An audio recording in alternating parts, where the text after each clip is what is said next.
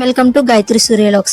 Already తమిళలో చూసే ఉంటారు, అనుకోకుండా పూరి దర్శనం అని చెప్పి. సో మా హస్బెండ్ వాళ్ళ సార్ వాళ్ళ బాబుది జంజం ఫంక్షన్ అదేనండి. ఈ రోజుల్లో థ్రెడ్ ఫంక్షన్ అంటారు కదా. సో మొత్తానికి మా ఆయన ఒప్పించేసరికి తలకు ప్రాణం తోకొచ్చింది.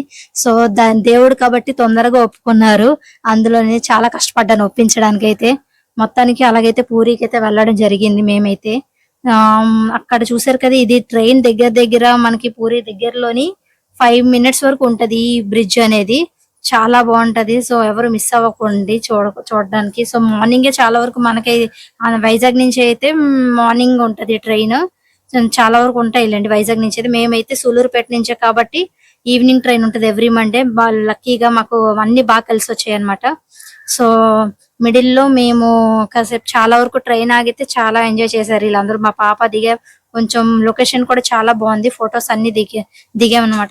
సో నేను ఇది వీడియో చేయడానికి మేమైతే ఏదైతే మిస్ అయ్యామో సో అదంతా మీకు చెప్పడానికి మెయిన్ రీజన్ అన్నమాట. సో అంటే కొంతమంది చూస్తారు, సో మనకు తెలిసిన వాళ్ళకైనా కొన్ని చెప్పాలి కదా అని చెప్పి. సో కొంతమందికి తెలుసో లేదో తెలియదు. So early everyday night 11 PM కి దేవుళ్ళకి, జగన్నాథ స్వామికి, సుభద్రా దేవికి, బలరాముడికి వస్త్రాలు అనేది చేంజ్ చేస్తారనమాట డైలీ నైట్.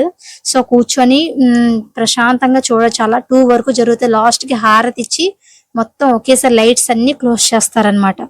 సో ఇది మెయిన్. సో ఎవ్రీడే కూడా ఫ్లాగ్ చేంజ్ చేస్తారు. సో మేము ఈ రెండు అసలు మిస్ అవ్వలేదు. మొత్తానికి అయితే రైల్వే స్టేషన్ కి అయితే వచ్చాము. సో దర్శనానికి అయితే ఈవినింగ్ మేము రెడీ అయిపోయి వెళ్ళిపోయాము. సో రూమ్స్ మాత్రం మెయిన్ ఫస్టే చూసుకోవాలి, అక్కడ రెంట్స్ చాలా ఎక్కువ. సో ఫుడ్ కోసం వస్తే మాత్రం చాలా వరకు అయితే మేము కొంచెం అడ్జస్ట్ అవ్వాల్సింది చాలా చెప్పగా ఉంటది. కొంచెం కష్టంగానే చెప్పాలి ఆంధ్రప్రదేశ్ ఏపీ పీపుల్స్ కి అయితే. సో టూరిజం ప్లేసెస్ ఆల్రెడీ చూసాం కదా, అవన్నీ నెక్స్ట్ వీడియోలో వస్తాయి మీకు. సో మొత్తానికి ఇక్కడ ఆలయ విగ్రహాలు చెక్కతో తయారు చేసి ఉండడం ఇక్కడ ప్రత్యేకత. ఆలయంలో శ్రీకృష్ణుడు, సుభద్ర, బలరామ సమేతంగా దర్శనమిస్తారు.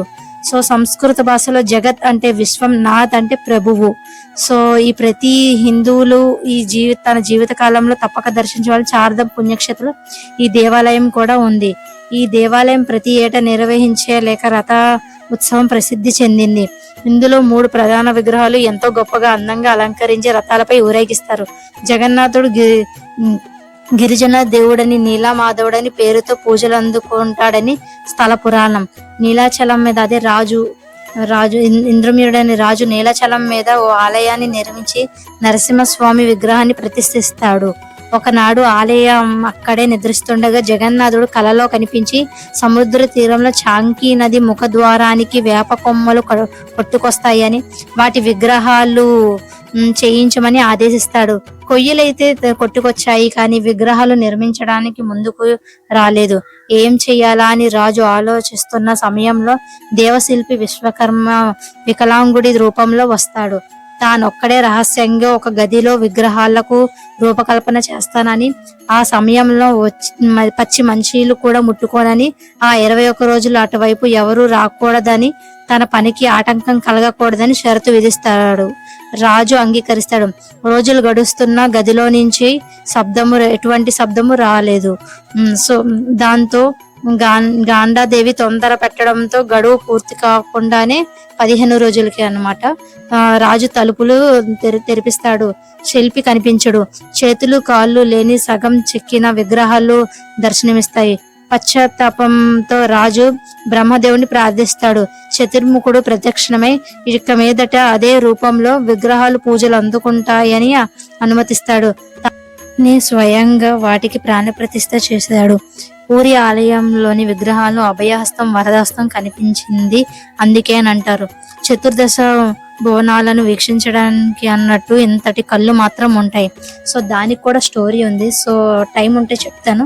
సో ఆ ఫ్లాగ్ ఉంది కదా, ఎవ్రీడే మనకు 7 PM అనేది చేంజ్ చేస్తారు, చూడొచ్చు. సో కావాలి అనుకున్న వాళ్ళు కూడా ఆ ఫ్లాగ్ ని పర్చేస్ చేయొచ్చు అనమాట.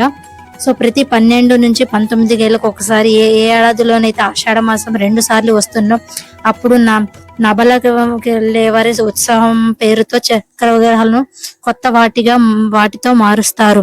ప్రతి ఏటా అక్షయ తృతీయ రోజున జరిగే చందన రథయాత్ర పండుగ రథోత్సవాలు రథాలను నిర్మాణం ప్రారంభం సూచిస్తుంది. ఆలయ ఆధ్వర్యంలో జరిగే ఉత్సవాలన్నిటికల్లా ప్రాముఖ్యమైన జగన్నాథ రథయాత్ర భారతదేశంలో అత్యంత ప్రసిద్ధిగాంచింది. పూరి జగన్నాథ రథయాత్ర ఈ ఉత్సవం ప్రతి సంవత్సరం